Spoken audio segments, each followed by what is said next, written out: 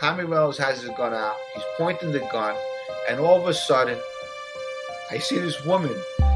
They say it's on every single station. They're saying that Daddy died. He said there was an accident and your father is no longer with us.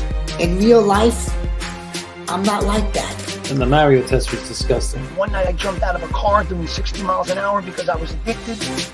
Salute, Mob Tube.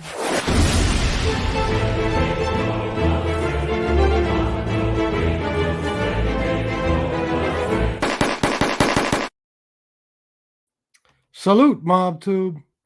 Listen, guys, like I said, I'm having a special guest on today.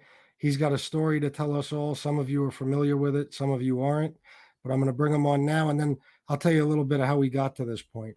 Everybody, please welcome John Alite. Hey, John. How are you? Thanks, man. How's everything? Good. How you feeling? All right. I'm all right. Hanging in there. Good to know. Before we get started, I'm going to tell everybody how we got to this point, because I'm sure a lot of people are surprised to see you on here. Yeah. A couple of weeks ago, John reached out to me and said he was, willing to come on here and do a show with me. So I thought about it, and I figured the best way to do it would be maybe to have him on an addiction and recovery show and talk about his daughter, Chelsea, and her story. So I ran that by John, and John was okay with it. So that's how we got here. John, if you don't mind, it depends on how you want to start, but if you want to tell us a little bit about Chelsea to begin with, that would be great. Yeah, well, you left out one part about despite what everybody's differences are, you were a gentleman. You called me, you texted me about me losing my daughter, and that made me obviously respect you for doing that. Thank you. Regardless what people think about each other when it comes to our kids, it was really a nice gesture by you, and I told you I wouldn't forget it, and I didn't. No, you didn't. You know how I feel about it. My heart breaks for you, John. And actually, what else happened is after that, we had a conversation then, and then when this thing happened on the 4th where I got jumped and all that, John reached out to me. He was one of very few people that did. Some of my closest friends didn't reach out, and he reached out to me and expressed his concern and stuff. So, I consider John a friend at this point. I appreciate that. And, obviously, sometimes things happen and people have their differences and hopefully I try not to bite into it. Obviously, it's hard sometimes with a past history not to lose your temper the way I used to. Yeah. And I look at life different, especially with a son in prison for the last about 7 years. And while he was away, I lost my daughter. So those are the things that really life's about. And no matter who the person is and what he does for a living or what he used to do for a living, or law enforcement, gangster, ball player, movie star, you lose your daughter or your son, a child. It's like having a bad toothache in your heart that'll never go away. You wake up day and night with it. And I wouldn't wish it on my worst enemy for anybody that has to go through what people like me and other parents go through. It's never, you're gonna get through your day. You're gonna go through it. You might smile, you might laugh, you go out, but there's a piece of you that's gone no matter what. That's not coming back. Yeah, I like I said, I can't imagine the suffering you must deal with, the pain you must go through on a daily basis. I remember when I texted you on Father's Day, the first thing you said to me is, with all the things you've been through in life, you never felt pain like this. No, there's no explainable pain for the parents that lost a child. They know what it is. I mean, this is a picture of my daughter for the people that never seen her. Beautiful. And the back of it, there's a scripture that was written from the Bible that, I keep in my pocket. I keep in my cars, each car. I have pictures around the house of her, and I talk about her a lot. And I think any parent, some parents may deal with it a different way.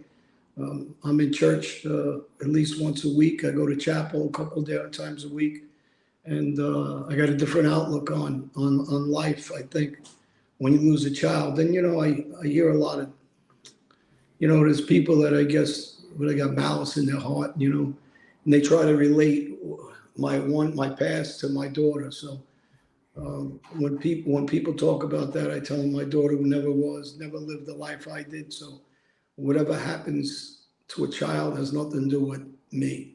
I mean, if that happened to me, and I guess, people can laugh, people can say whatever they want to say if they don't like it. But, when they're talking about somebody's child, doesn't matter how old your child is, it's always going to be a child. So, you're going to get people like that. And I guess that's why I go to church. So I try to overcome some of the anger issues and some of the regret I have of my life. And, people know I have a lot of regret in my past and can't change that. And this was about my daughter. She lived with me. She had a child. And I don't wish it, like I said, on anybody. That's the worst thing in life, to lose one of your kids. Yeah, I can't imagine, like I said, and I notice, that now, first of all, some of the things these people say, like the hatred they spew, the venom, it's unbelievable, because regardless of whether they love you or hate you, or regardless of what you did in your past, to say something like this is karma for you. First of all, like you said, it's not just about you, it's your daughter. And I can't imagine, something like this being karma. For someone to even think about it like that goes to show how sick they are. Somebody could say it's karma if it was me that died, me who got Yeah. killed, me who was in an accident and died. Somebody wants to spit on my grave. I mean, I'm okay with all that. When someone's digs that low to wish that on somebody's kid, then they got their own issues. And a lot of these, not a lot, 99% of these people don't even know me. They don't know really what happened in the past. They weren't in my shoes. They didn't lose their kids for all the years I did while I was sitting in prisons, and, not seeing my daughter for so many years in Brazil penitentiaries. And when all that was going on, I didn't get to visit with my daughter. And after that, I was on diesel therapy when I came back, and from jail to jail, solitary confinement, moving me from place to place. And I didn't get to see my daughter. So not only did I lose my daughter, I lost a good lot of years of not seeing her, probably close to 12 years out of her 30 years before she passed. So, and the last 10 out of 20, I didn't see her at all, except for once. So it's not, you got issues of losing your daughter, and then you got the guilt of my life that I didn't spend enough time with her. Yeah, that's got to be tough. I mean, when did you really start to build a relationship with her after all that was over? My daughter was fine. She was tough. So when I came home, we connected right away, me and all my kids. But she's my only daughter. I have 4 sons, and we started getting to know each other again as her being a young adult, and started to later on. She moved in with me, lived with me, and so then we got closer and closer, and try to talk to her about life, especially our neighborhood. I grew up on Jamaica Avenue, where drugs were, everybody in my life was either selling drugs, using drugs, or ODing from drugs. And, for the people that don't know, I got involved with Black Poster Project with D. Gillen. And it's for people that lost their kids to opioids and fentanyl. And in my daughter's case, she didn't OD. For people that don't know the story, she was murdered by fentanyl. She didn't do fentanyl. She didn't look to do fentanyl. And when someone buys a drug, for me in the past, when I was a drug dealer, if you asked me for cocaine, that's what I gave you. If you asked for Quaalude, that's what I gave you. If you asked for ecstasy, that's what I gave you. But I didn't give you cocaine cut with fentanyl. That's somebody who's trying to kill somebody, or their intentions aren't good if they're not giving you what you're asking for. So I got a big problem, obviously, with anybody that sells fentanyl. To me, they're garbage, low lives, because it's not a drug. It's not a recreational drug where you smoke weed, and for people that are against it or for it, it doesn't matter. But you're not killing anybody. With cocaine, you got to do buckets of it for the most part, and you're not going to die if you're doing an opioid, Percocet, like my daughter did. Whether you should do them or not, you're not going to die for taking a perk or two. So being realistic, these are party, kind of drugs or relaxation drugs or whatever you want to say, but they're not going to kill you. But when someone puts fentanyl in these things, that's why we got 100 to 200,000 people dying a year by fentanyl. Yeah. And I know the government says it's 100,000. For the people that don't understand, most people don't get autopsies when their kids or somebody in their family OD or are murdered by fentanyl. It doesn't show up in the blood for the most part if you're in a hospital. It's very difficult to detect. And they can take as much blood as they want when you're in the hospital, so people are not aware of that. The only way you'll find out for sure is an autopsy. And just recently, the guy from Friends died, and I'm wondering if they didn't find anything in his system. They said they didn't find fentanyl because there wasn't an autopsy yet. I'm curious, once there's an autopsy, will they find the fentanyl? Even then, it's difficult to find. Yeah, I'm wondering the same thing, considering the way he died. It's hard for me to think that, just alcohol, I guess made him unconscious to the point where he could drown. It's like you said a minute ago, when you were younger, the street drugs were somewhat safe. When I was younger, it was the same thing. If you bought something, whatever it was, you knew what you were getting. Even heroin, most of the time, if you overdosed, it was because you just took way too much. Now, just like a grain of sand worth of fentanyl could be in anything. It could be in cocaine. It could be, like you said, it could be in weed. It could be, in the dope, anywhere. And somebody could just drop dead in a heartbeat. And it's unbelievable. I don't understand the business model behind these drug dealers doing this shit. I really don't. Well, I think a lot of these drug dealers are dumb, and their intentions aren't to kill anybody. They know it's highly addictive, so that's what they're thinking. They'll bring them back. But you got college kids, students that are taking Adderall so they can stay up all night and study, and they're lacing it with fentanyl. They're dying. My friend of mine his son ordered a diet pill online through Canada. He took it, he died. And then just recently, weed, for the people who don't know, another friend of mine, and she was just with me recently. Her nephew, and he was 40 years old. Her husband, his wife was 38. They had 3 kids, I believe. They were smoking weed only, and they both died from fentanyl poisoning. Now, people say, "Oh, it's impossible. They had fentanyl."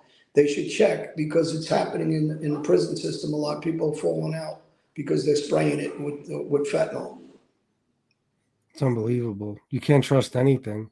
My wife, her son's best friend, who she practically raised, he died about a year before Chelsea. Same thing. He in his case, he bought what he thought was Xanax. And, him and my stepson, they were at his father's, and they took these pills. Luckily for my stepson, what he took was safe, but his friend Devin died right next to him, while my stepson was sleeping. So it hits close to home for us too. It's so sad. My daughter it was her birthday. For the people who don't know, I called her for her birthday. We spoke at night. I said, "How you doing? Love you." Talked to her all night, text all night. I said, "You going out tonight?" She said, "No, I'm staying home." She had the baby with her. They had a birthday party earlier with all different girls and their babies down in Florida at my ex-wife's house. The next morning she woke up, and she woke up about 9:30, 10 o'clock. Her flight wasn't until 5, and the baby was still sleeping. So she made a couple of texts to friends of hers. The night before, she left me a late message, leave the door open and the keys to my car. I thought she's safe because she's home. And I was on my way to Florida. We were crisscrossing. She was coming back and I was going. I said, "Don't worry, door's open, I love you, the keys are there." And she took another pill of a perk at 10 o'clock because her plane wasn't until 5, the babies, and she lay down next to the baby. And never woke up. So she wasn't out partying with anybody. Like, you hear so many rumors of well, she was out all night partying. Not true. People text me and ask me, and friends of mine. I said, no, simple as one pill, and one pill's nothing. You could take 3 or 4. She was a little girl. She was small, and so I have people that told me, well, she shouldn't take pills. They say stupid things. Well, the whole world shouldn't do a lot of things. I mean, Yeah. as a father, I wish she never took a pill either. But people go out and drink, and drink too much and die of alcohol poisoning. And certain people never heard of that.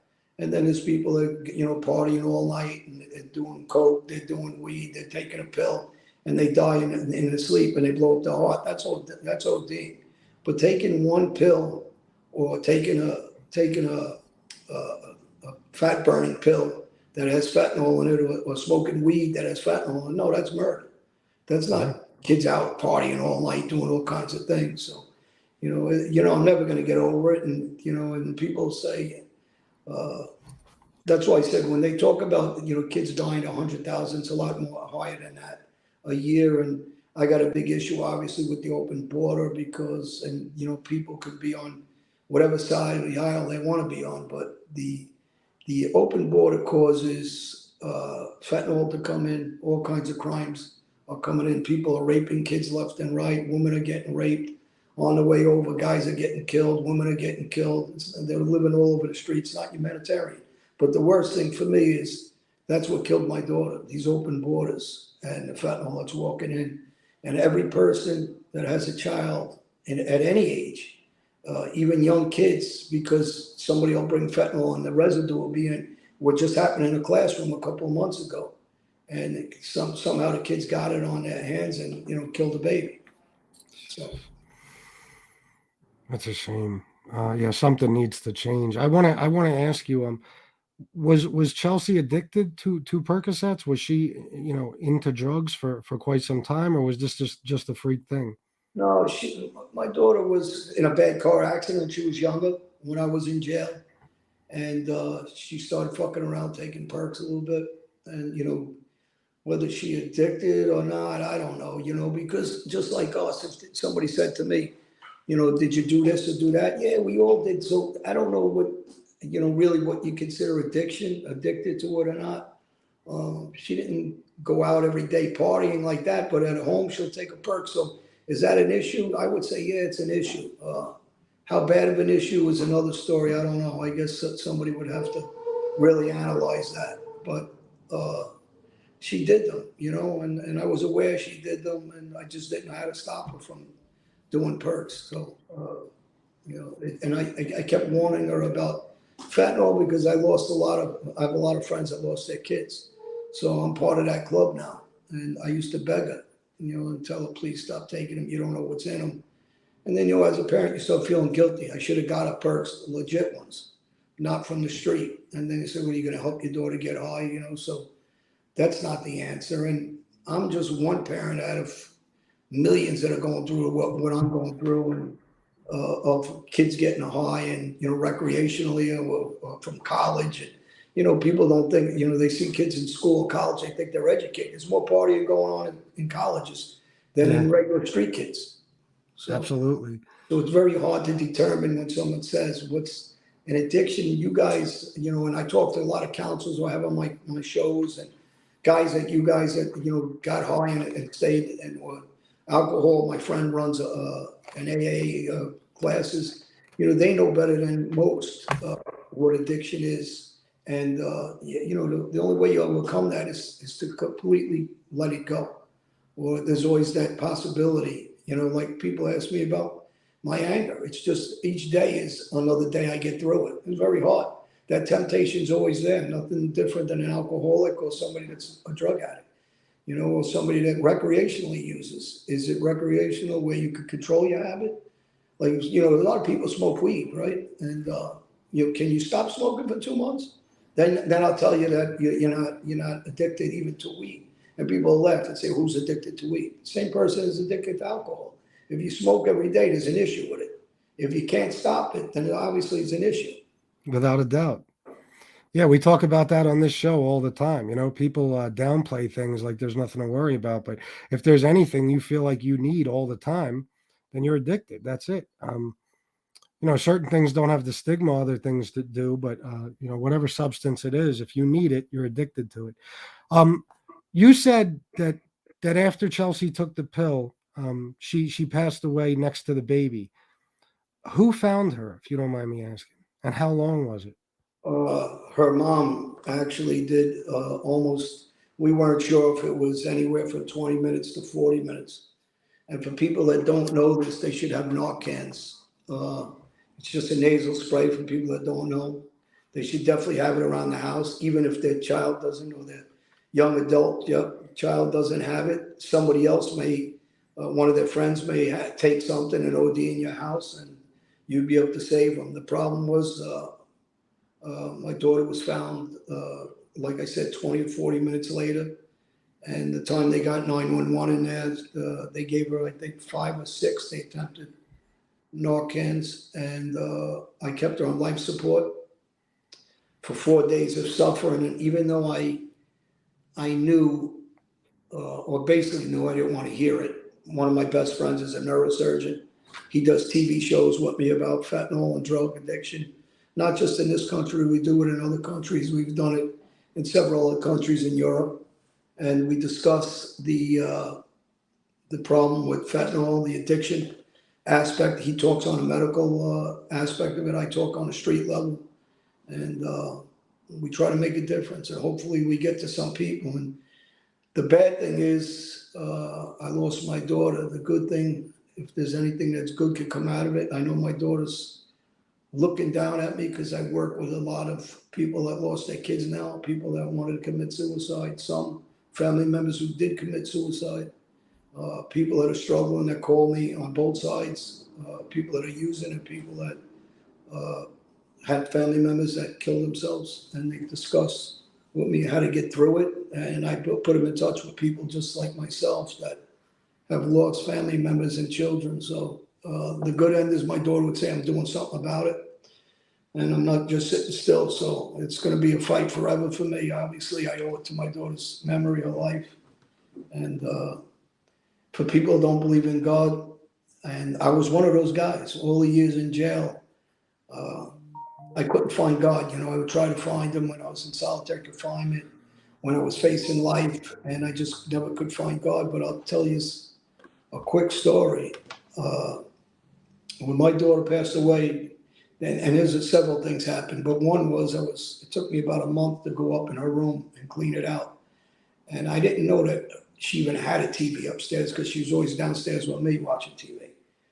And I went on side of the TV and I was, taking the bed sheets off and the pillows. And then I went across the room and I was talking to her, and obviously I was upset. I was crying a little bit. And I was emptying her closet out, and the TV went on. And so the remote control was by the TV. I was on completely other side of the room, probably 15 feet away, because the upstairs where she lived was pretty big. It was 20 feet, 22 feet, I believe, long, the room. So I was on the other side of the room. If anybody can explain that to me and say that's not a message, and if people that are believers, then they'll believe. I wasn't drunk. I wasn't near the remote. So it gives you hope that maybe there is something that's saying to me, I'm okay, Dad. That's how I take it.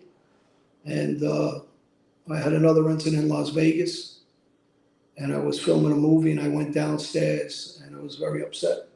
Went out of the hotel, talked to one of my sisters, and she kept trying to convince me, what happened with the TV, and, your daughter's with you. And I went back inside to eat breakfast at a bar, and because the whole dinette was packed, and I'm inside a hotel in Vegas. And a young couple comes to sit next to me. The guy takes the chair, the girl's standing there. So I get up, I give her my chair, and I start talking with him. And the bartender asks for her identification. So I just said to him, why would you ask him? They're all eating breakfast. We're all eating breakfast. And I didn't see you ask anybody else. But if he didn't ask her, I wouldn't know the next thing. The next thing is her birthday is exactly the day and year of my daughter's birthday. Wow. So the odds of that being in Las Vegas is billions to one, I guess, sitting next to me, kicking up a conversation with me just calling my sister about my daughter. And is that another message from her dad? I'm all right. I mean, I take it as that. Anybody else could take it as what they want. Say complete coincidence. I don't believe so. No, I believe 100% she's with you, John. I do. And I think those were signs to let you know without a doubt. Let me ask you, I heard you say that this is basically going to be your life's work from now on. Do you feel like you found a new purpose with this? 100%. I mean, there's so many people that contact me, and you're dealing with your own grief. Like, people will ask you all the time. I'll be out somewhere laughing and smiling. My son just recently got married, and we're at a wedding. I go back in the bathroom, and you have the breakdowns, and you don't show people, right? Because publicly, you keep yourself. People say, "Wow, he looks fine. Like, he's okay." But that's not true, because personally, I've known a lot of guys and women that talk to me that everybody deals with it differently. A woman just contacted me recently, and I got her to finally get up and go to church and pray. And she's been writing me on a regular through Instagram and thanking me that she couldn't get out of bed. She didn't want to go back into church, and she, and that feels good that you're trying to at least have her understand that, that's not what her daughter would want. She would want her to have some sort of life, and she would want to help the next person, just like you're doing, when you go to rehabs. Each person, you have group therapies, and people talk to each other about experience, so you're not the only one that goes through it. And you understand that there's other people out there that have been through the same thing, going through the same thing, and reaching their hand out. And that's the good thing about human beings. There's a lot of negative stuff, but there's a lot of positive stuff too. So, I try to stay with the positive stuff. A lot of times, people draw me into the negative because of the history, and people don't understand it, and whatever reason. But then I try to get back on track and stay to the positive. Yeah, I'll tell you the truth, John. I think it's noticeable, at least for me, it is. Your whole demeanor has kind of changed. I noticed that you dropped a lot of all the old petty shit. You don't really argue with people anymore, and you seem to be driven to really make change when it comes to all this. Yeah, I mean, listen, none of us are perfect. I have some issues with certain people, and I guess, but those are, personal. What I don't understand about internets and this and that is, if you don't have a personal dealing with a guy or a girl, why are you getting involved with them or having a hatred towards them? You don't even know them. You don't know them intricately. They don't have conversations now that I have with you, right? So you know much more about me because we've talked. So some other people don't know me at all. They could think I'm the biggest prick in the world, or they could think I'm the nicest guy in the world, but they don't really know you. Like, so a guy just wrote me recently, and he said to me, "Yo, I had big respect for you," and blah, blah, blah, blah. And he didn't like what I said politically. And I said to him, "Listen, respectfully to you, what makes you think I give a fuck if you like me or don't like me? I mean, Perfect answer. I really don't care what you think about me." So, people say, "Well, why would I care? It's not part of my world." And, for the people I'm trying to help, I don't want to hear nothing negative. I'm just trying to help some people. I do a lot of talks at schools, and I do talks for troubled kids. And I go into the inner cities, and I travel into Chicago. I travel into Wisconsin, and I don't get paid for that stuff. I just talk to them because I know what it is to suffer. I know what it is to be angry. When someone's screwing with you and you're thinking, "Oh, if this was the old me, they wouldn't say a word because I'll do what I used to do." And, there's a lot of people like that the same way. And then the problem is this, and to my point, because we're talking about this, you got a lot of people can't handle that, and they start drinking because they're upset that someone's upset, and they get into addiction because they can't take people, harassing them and bother them. So I don't think a lot of people get the bigger picture, because if adults are doing it to each other, and then you go out and you get high because you don't like the insults, and you're just causing that guy to maybe get his kid to do the same thing. Or if some kid's watching this, they're going to start doing it to kids in school. And, we have obligations not to do that to each other, because then you get kids doing it. No different than, an alcoholic. You don't ask an alcoholic to have a drink with you because you're just hurting that person. Why would you want to do that?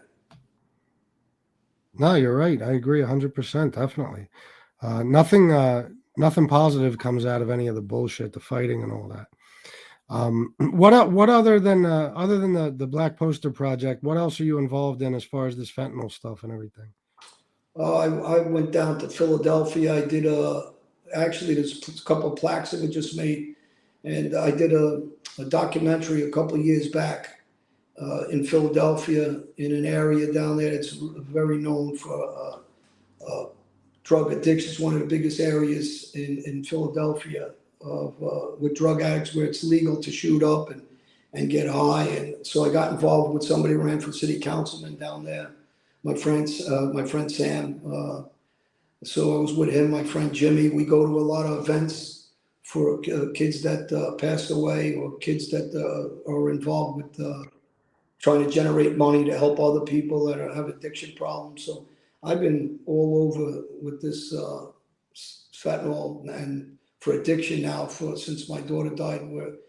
And I've done shows out of Philly, actually a couple out of Philly, and then I did them across in Europe too. So I'm very active in trying to help kids, and people contact me on a regular basis now to talk about it. And can I point them in the right direction to somebody who's running a clinic or a rehab or, in-house to stay sober or, not just drugs or alcohol. So I've been pretty active. I was active with it prior to my daughter. And I thought I understood it, because I was doing that for years too, prior to my daughter, until unfortunately it happened to my daughter. Now I really understand it. And it's a $35 billion industry, fentanyl, a year coming out of China, for the people that don't know that. And there's 138 chemical labs in China that develop the drug. They don't consider it a controlled substance, so they're not. The reason why they don't call it that is because then they're not monitored or supervised, and they have the excuse of not knowing. And if those labs were cut to what they should be, there'd only be about 30 of them. And just most recently, the head of the FBI of Mexico just got locked up for being part of the cartels moving fentanyl into this country. Jesus. So the level of corruption is to the top. And I did a show about him also. So this is an intentional, obviously, intentional money-making business that's killing everybody in this country. But if you go to Europe, you won't see it. I mean, you do see it, but very, very rarely. It's not like this country. So this is an intentional method of taking out our younger generation, and everybody knows it, and there's not much being done about it. Well, I commend you first of all for using your platform to try to make some sort of change when it comes to this, because it's an epidemic, it's a crisis, and something needs to happen eventually. And you got a loud voice, so you might be able to really make something happen. You said earlier that somebody messaged you and talked a little shit about your political stance, whatever. I heard you say that, do you think on all sides of the aisle, as far as Republican, Democrat, Independent, they all need to work together and do something about this, right? Is that how you feel about it? Oh, 100%. I mean, this sanctions got to be strong sanctions against Mexico, and they're not. And the problem is, and I just said this in talking about the conflict in Israel and Palestinian people. I feel bad for both sides of all people, but no one's talking about, no one's really honest about their stance. So I'm very active politically. If someone's following me, they'll see. There's the Muslim Uyghurs in China, and there's about 11 million of them that have been sterilized, separated from their kids, jailed, killed, abused, tortured, and nobody's saying anything about it. This is going on since 2017. And then you had my friends from Iran, and you'll see there's a lot of pictures on my Instagram with Iranian guys, and their families and their brothers and sisters and mothers were all being tortured in Iran. And they're good Muslims, right? And Iranians, the government are killing them and torturing them. Nobody's saying anything. And it's the same thing with this Israel conflict.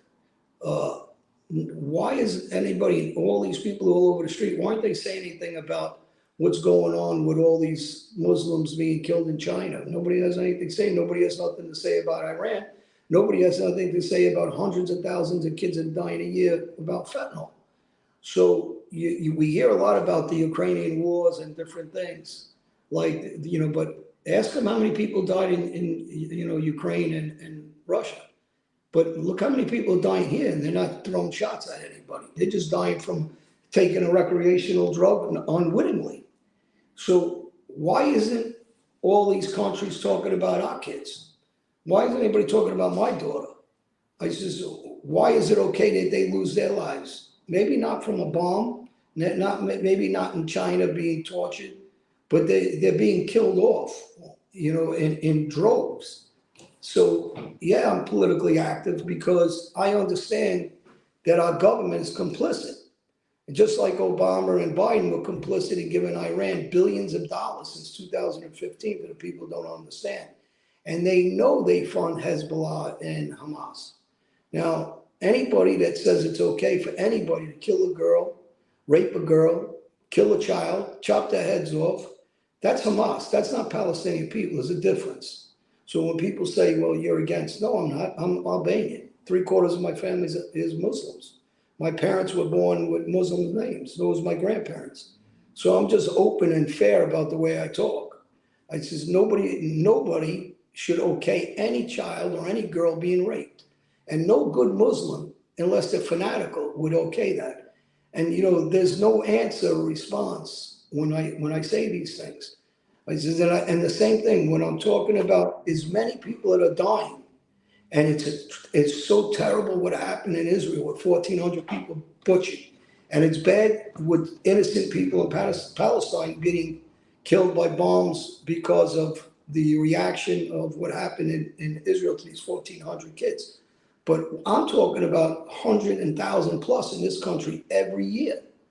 Every year. And it should get so much more, TV time from all these journalists that I'm sick of these journalists because they're complicit in all this. They don't care about anybody. They only care about themselves, the greed, the government people, same thing.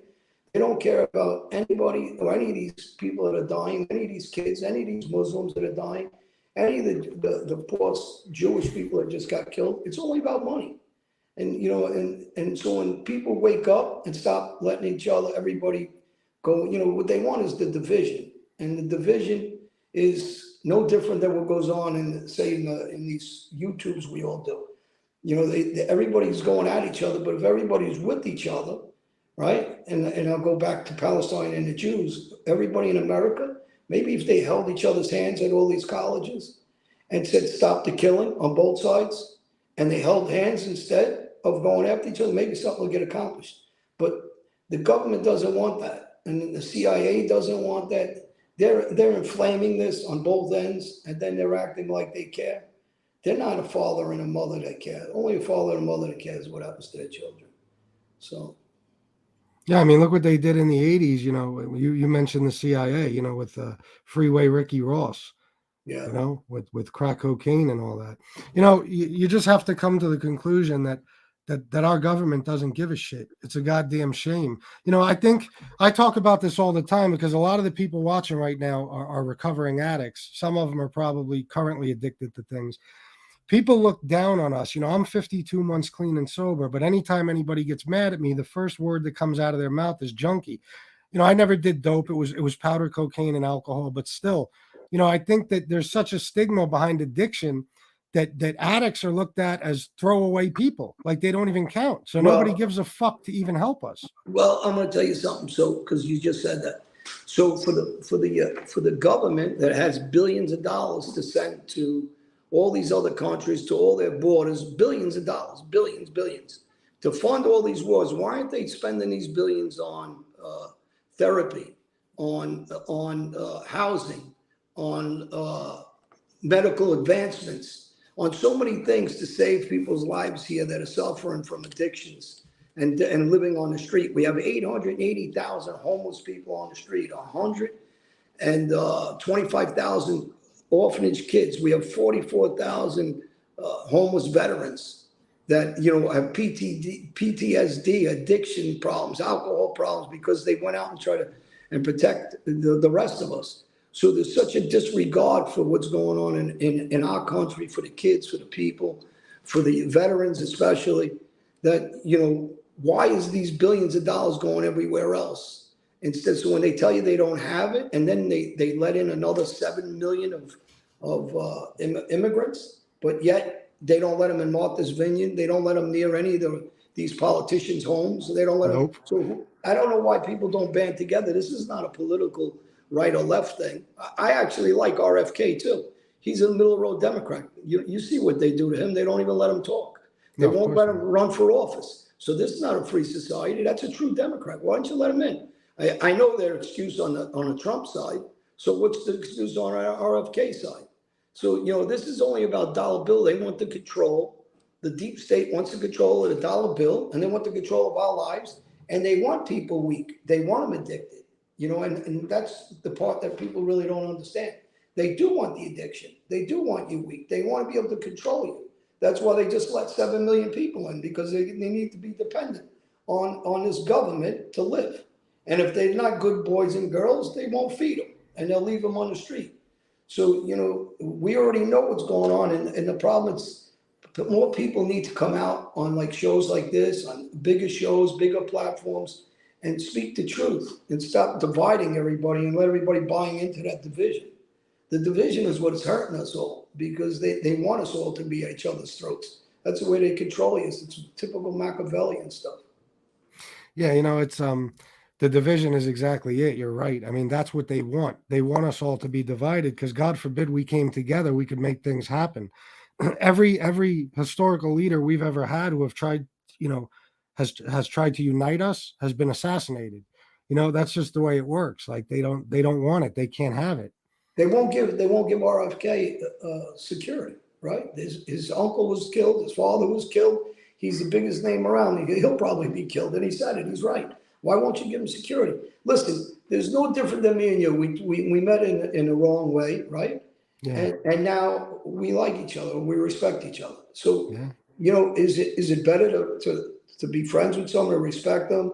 You don't have to agree with everything that you say back and forth, but as men, we're not kids. We're not 20 years old with egos. At 50 and 60, you should be saying to yourself, like, hey, there's nothing wrong with putting my hand out and disagreeing to agree. You know, so, you know, there's the difference, right? And it's hard to get that when you talk to a lot of, I don't know, the people are haters or ignorant. I don't know what word to use, because there's so many people that you never met in your life. They wish you bad.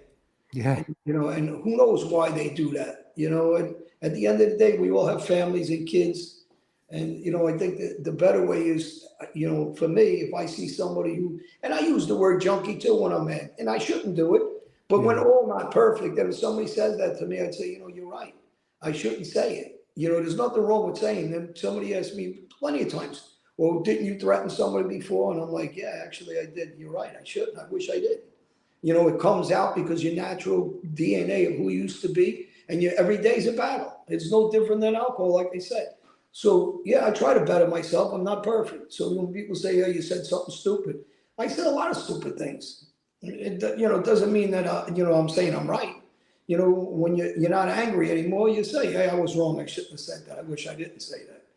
But the difference is when I was young, I wouldn't have did that. You know, I would have just continued with the violence and continued the way it was. But as you learn, and you know, especially the pain of losing a child really opens your eyes to the real world, and you try to do the right thing now.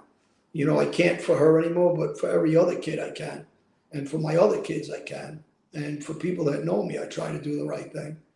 And, you know, and this, for the most part, you see somebody who's hurting with drugs and alcohol, you want to help them. You want to reach a hand out. You know what their suffering is. You know, just this year, I lost Bobby Chesler, fighter. He's a 3-time champ. He's a real good friend of mine. His brother killed himself. A couple of years ago, my other friend killed himself. My friend Jason David Frank, the Green Ranger, he was a 7th and 8th degree black belt. He killed himself. He was supposed to come see me. And, you know, when you start losing people from addiction and drug issues and mental issues, and you realize this is only one life, And, and you look at some of the past things I did, can't take them back. But the only thing I do is help the people that need help now. All of us can. Yeah, without a doubt. And I'm sorry for all your losses. My wife as well. She asked me to tell you. She sends her condolences on the loss of Chelsea and everything. I really appreciate it. Yeah, I remember. We were in Florida on vacation when we got the news that your daughter passed, and my heart just broke. Because there's nothing worse than losing a child. People wrote me and said the opposite. Actually, I had not a lot, but probably 10 people wrote me and said, I'm glad she died. And I just, because they want to get at me. And I'm like, what kind of fucking human being is that person, right? So actually, usually I get, I would lose my temper if they said something else. With this, I really didn't get mad. I think at one person only, and everybody else I didn't. I just shook the head. I said, boy, this person's got to really hate their life. There's nobody that would say something as crazy as that unless they really, really hate their life. And you're not getting at me because wherever my daughter is, I really believe she's looking down and telling me, Dad, don't get mad. Because she used to get mad and fight with people online and, they were saying stuff against me and this. And I used to tell my daughter, don't do that. My sons don't do that, but my daughter used to do it because she's your daughter. They're a little more protective with their father, I guess, the same way I was with my daughter. I used to spoil her in my own ways, even though she'd always say, oh, you spoil the boys. But that's what, people say. But meanwhile, I obviously I spoil my daughter. It's my daughter. And, I just look at people and say, how can they be this mean? Do they have kids? Do they not love their kids? Does the kids hate them? I mean, what would make somebody say something so shitty? I know, maybe it's my karma for fucking with you in the beginning, but I got so many fucking people hating on me on a daily basis, John. I swear to God, the shit they say is unbelievable. It's the hatred that comes from these people. Like you said, people that don't even know you. For whatever reason, they may not like you. Maybe they don't like the way you talk. Maybe they don't like the stories you tell, whatever. But to be able to say that, it's not about, it shows who they really are. It's nothing. It has nothing to do with you. It's well, a guy wrote me the other fucking day. miserable person you have to be to say shit like that. A guy wrote me the other day, and I got mad. I wrote him back, and he wrote me back, and I wrote him back, and he wrote me back, and then I said, "What the fuck am I doing?" And I said to him, "I go, listen, buddy. If you're really happy with your girl, with your life, with your husband, whoever you with your kids, with your job, what would make you get up and write me? Why the fuck am I even a thought in your mind? I shouldn't even be a thought in your mind. I don't get up ever and write anybody. They can believe anything they want. I suck, even when you invite me on here. I don't even know how to do these things on the computer and stuff. I got people that work my pages. I never, ever get up and write to anybody. The only thing I write is politics. And I try to be positive when I'm writing. And I try to talk about, positive things for the countries and people and the people that lost their lives. And anybody that's ignorant enough, like what I just said with the conflict just now, and I don't care what Israel government did in the past. It doesn't matter if you believe in it or you're wrong. It does not justify wiping out 1,400 kids, raping them, chopping their heads off, killing them, butchering them, torturing them, killing old ladies. It does not justify it. Now, if you want to talk about the conflict and have a serious discussion that's been going on for years. But to just say that you don't give a shit, because you get I'd love to get some of these college kids in a room and say, do you understand what you just said about, and show them real death. Show them what happens when someone's getting bludgeoned. Show them when someone's dying. Make them sit there and watch, like as vivid as you can, something that somebody who's getting killed. Do you even understand what you're doing and saying? I mean, these kids in this country, they're not at that conflict. They're not killing anybody. Well, they're not involved with each other, killing each other. Why are you hating so much? But the problem is the same thing when someone has an addiction problem.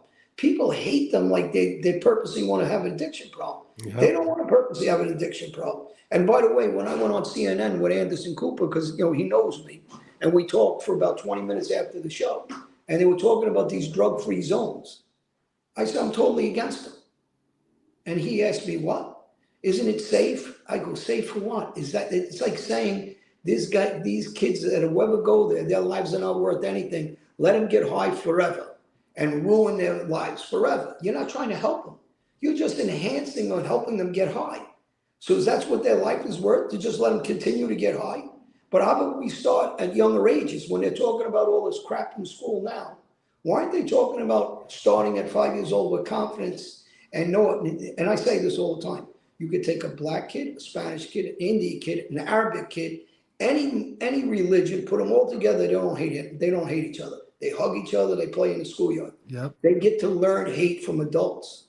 So when adults stop teaching them hate, then maybe people will put their hand and hold their hand across. You know, I have a lot of mixed friends from different nationalities and religions because I travel a lot around the world. And I grew up in Jamaica Avenue, East New York, so I knew everybody black and Spanish. So me and my kids never thought that way. My kids don't because I don't.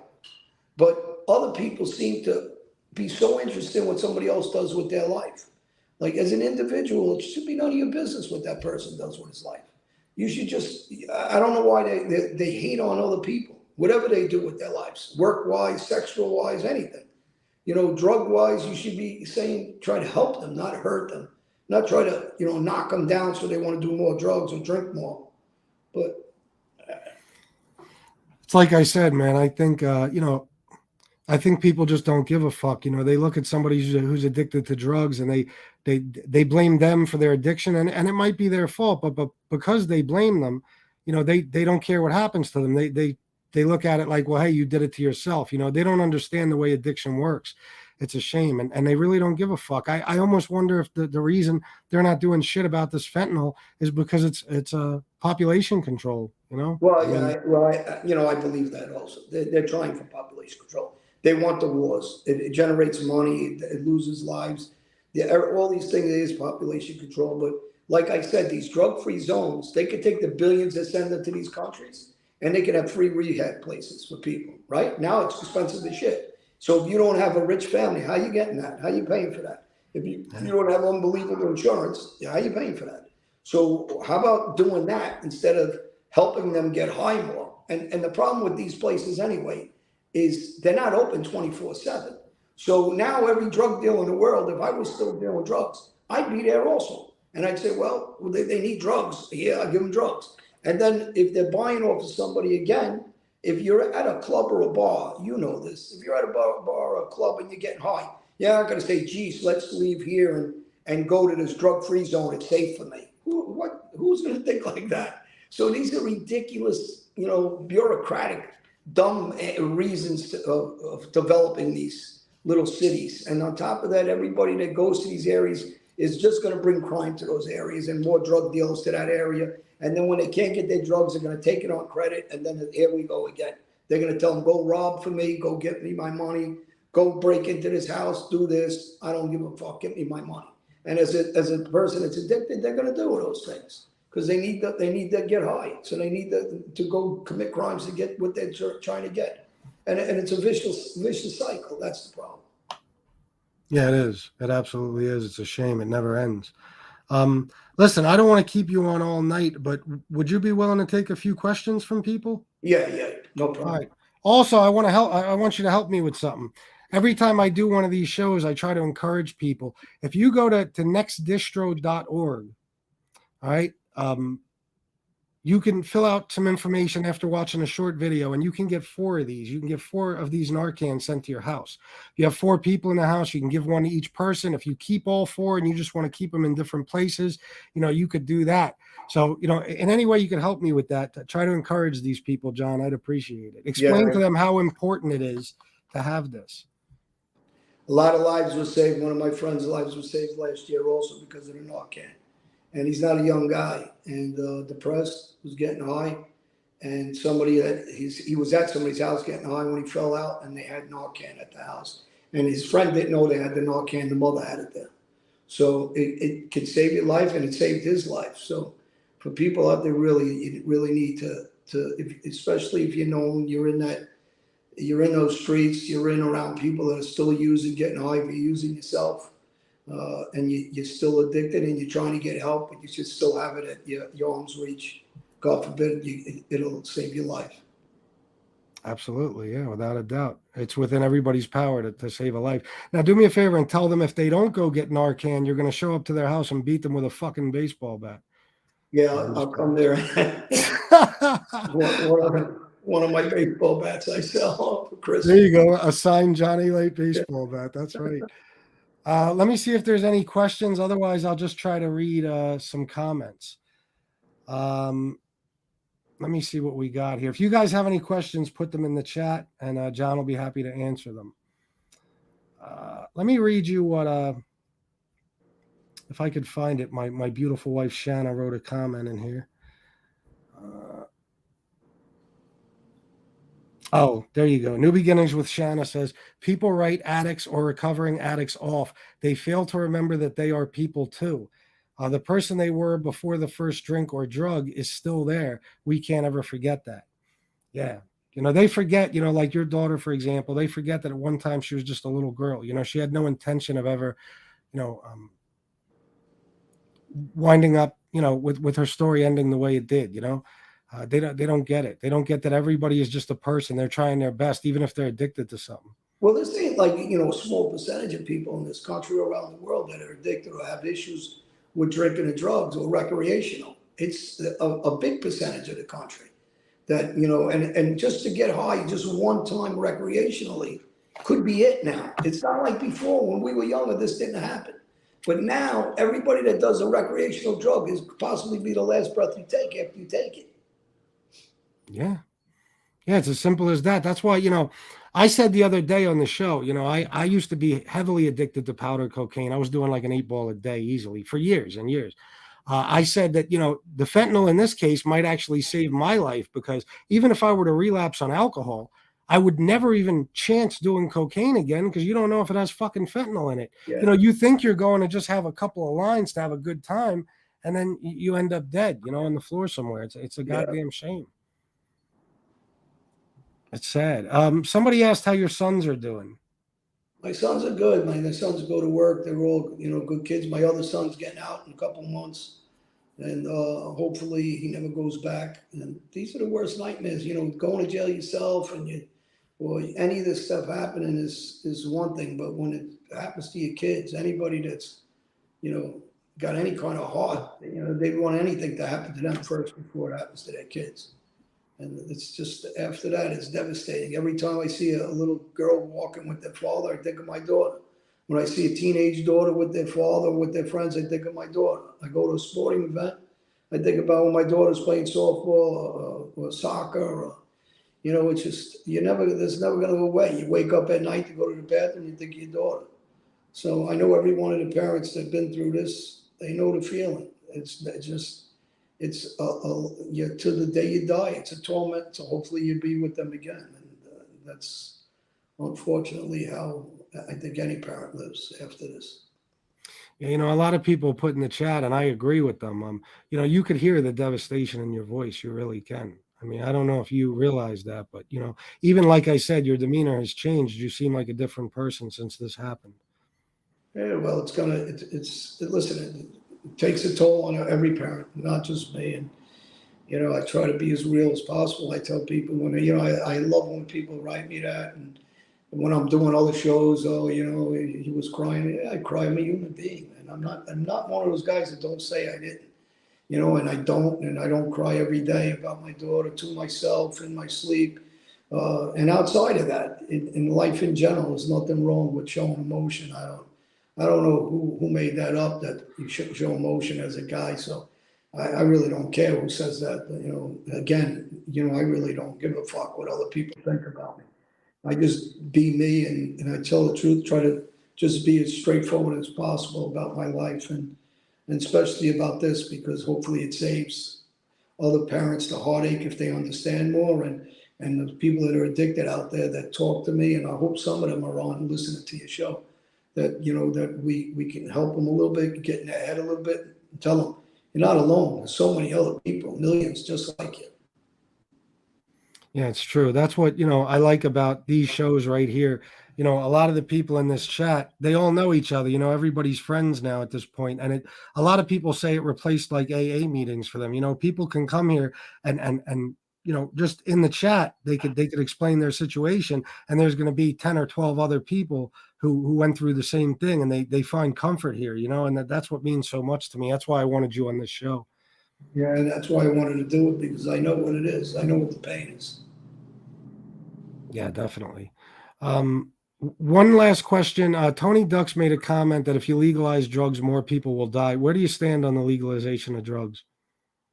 Again, there's billions of dollars that we throw away, this country steals. Our government steals like crazy, sends it overseas to every other country, and they don't take care of our own kids. I think it's got to start in education of confidence in the school system since they're 5 and 6 and 7. The more confidence you have, the you won't go into drugs. A lot of this is about confidence. A lot of it's about getting depressed because of your life, growing up in hard families. But the more that you are educated, and the more that you're going through these systems of put in place since they're children, we won't have the addiction problems we have, because it's meant, a lot of it is mental illness, that we can't deal with things, and we drink, and we medicate ourselves, and we take things. So it's a lot to do with mental, not only, physical being addicted, but what got us to the addiction or got people to want to use drugs is something that's going on mentally. That's why I said it. The money should be used for these schools at young kids' ages, and then it should be used for rehabilitation immediately if there's a problem. So, and also it should be used where you don't ostracize people that think that they should be ashamed of having an issue. You should be able to talk about it. Everybody has issues. Nobody's perfect. We all stay at home. We all got issues. We all get upset. We all cry. We all get depressed. You shouldn't be ashamed of it, and that's the biggest thing. Come out and don't be ashamed, and say to yourself, fuck what everybody thinks about me. I'm going to be truthful. And the more truthful the next person is, the next life they save. Yeah, I agree. Definitely. Casey Robinson, aka the Shaky Shooter, said, "Mr. Alite, I don't know you. As a father who loves his daughter, I can't imagine the pain you have. For you to speak about it is hard. Thank you for sharing." So thank you very much, too. I appreciate that. Yeah, listen, John, this meant a lot to me, man. I don't want to keep you on. I don't want to keep you on all night. I appreciate you doing this, and Thank you know, you. you have all of our condolences. We all feel for you, and we will always honor the memory of Chelsea, without a doubt. Thank you. Appreciate everybody. Have a good holiday. God bless everybody, and I hope it gets the strength to get through whatever issues you've got. Thank you, John, and I wish you the best in the future. I'll talk to you soon, buddy. Thanks. Have a good night, everybody. Bye. All right, bye.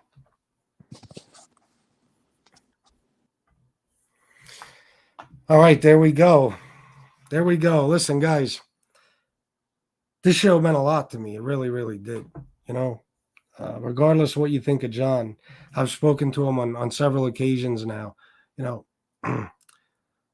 Like I said, we've had our differences and stuff, but I see John as a good man now.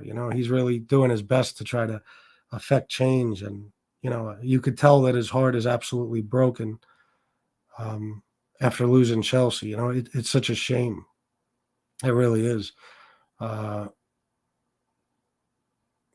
I'll tell you the truth. I don't even know how he goes on, but it goes to show that he is a very strong person. And he's a tough guy. So I thank John again for doing this. I want to tell you guys all, I appreciate you very much. I apologize if I didn't get to all your comments and questions. It's harder than you think. You know what I'm saying? I try to do this without fucking everything up. So I hope you guys all enjoyed it. Thank you for participating and being here and watching, and sending kind words and all that stuff to John. It means a lot to me, and I'm sure it meant a lot to him. And that's it, guys. I'm out of here. I'm going to go spend some time with my wife, and I'll be back on tonight, and we could talk about whatever. All right? Listen, write these numbers down. National Addiction Hotline, Suicide and Crisis Lifeline. Go to nextdistro.org. Okay? Fill out a little information, watch a little video, and get yourself these. It's really, really important, guys. You might not realize it, but this little thing could literally save somebody's life. Okay? So you have the opportunity to be able to do that. And that's it, guys. Stay strong on your road to recovery, and I'll see you tonight. I love you all, and until then, salute.